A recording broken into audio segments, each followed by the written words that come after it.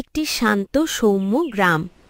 চারপাশে সবুজ ধানক্ষেত, পাখির কিচিরমিচির আর মাটির ঘরগুলো একে অপরের সঙ্গে গায়ে গা লাগিয়ে দাঁড়িয়ে আছে।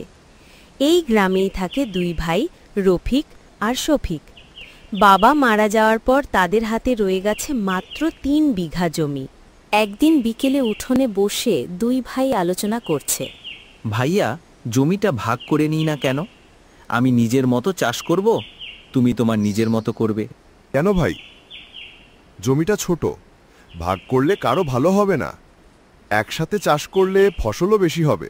না, আমি আলাদা থাকতে চাই। সব কিছুতে তুমি নিয়ন্ত্রণ করো, সেটা আমি চাই না। শফিক, তুমি ছোট ভাই, আমি তো তোমার মঙ্গলই চাই। একা হলে ক্ষতি হবে। কথা কাটাকাটি বাড়তে লাগলো। আশেপাশে কজন গ্রামবাসী জড়ো হলো। বাবারা, ঝগড়া করো না, জমিটা ভাগ করে দিই, তাতে ঝামেলা থাকবে না। একতা থাকলে ভালো হয়, কিন্তু যদিও তোমরা চাইছো ভাগ, তবে মুরব্বীদের সিদ্ধান্ত মানতেই হবে। শেষে জমি ভাগ হলো। দুই ভাই সমান করে জমি পেল। ভাগ হওয়ার পর থেকেই দুই ভাই আলাদা হয়ে গেল। ভোরবেলা মোরগ ডাকার সঙ্গে সঙ্গে রফিক উঠে পড়ে। মাটি খুঁড়লে ফসল দেবে, ঘাম ঝরাতে হবে। সে কাঁধে কোদাল নিয়ে জমিতে গেল, সার ছিটাল, আগাছা তুলল, সেচ দিল। তার ঘামে ভিজে যাচ্ছিল জামা, তবুও মুখে তৃপ্তি। অন্যদিকে শফিক তখনও ঘাটের ওপর শুয়ে হাই তুলছে। এখনই উঠব কেন? দুপুরে গিয়ে কাজ করব। সে প্রায় আড্ডায় সময় কাটায়। মাঝে মাঝে কাজ করে। তার জমিতে আগাছা বেড়ে যায়, পানি সেচ হয় না। কয়েক মাস পর ধানক্ষেতগুলো সবুজ হয়ে উঠল। একপাশে রফিকের জমি ঢেউ খেলানো ধানগাছে ভরে উঠেছে, অন্য পাশে শফিকের জমি শুকনো আর উজাড়। দেখো, রফিক ভাইয়ের জমি তেমন সোনালি হয়ে উঠেছে, আর শফিক ভাইয়ের জমি তো প্রায় নষ্ট হয়ে গেছে।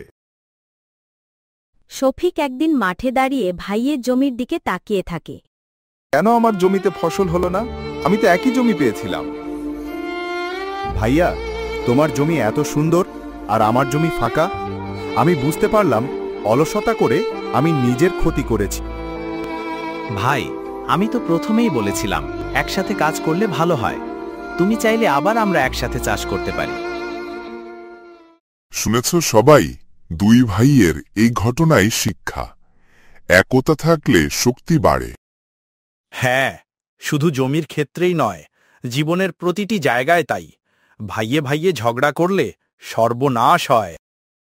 ঠিক কথা, একসাথে থাকলে সুখ, ভাঙলে দুঃখ। ভাইয়া, এখন থেকে আমি আর অলস থাকব না। হে ভাই, আমরা দুজন মিলে একসাথে কাজ করলে গ্রামও খুশি হবে। শোনো সবাই, এই কাহিনী মনে রেখো। একতা হলো শক্তি, অলসতা সর্বনাশ আনে, পরিশ্রমে সফলতা আসে।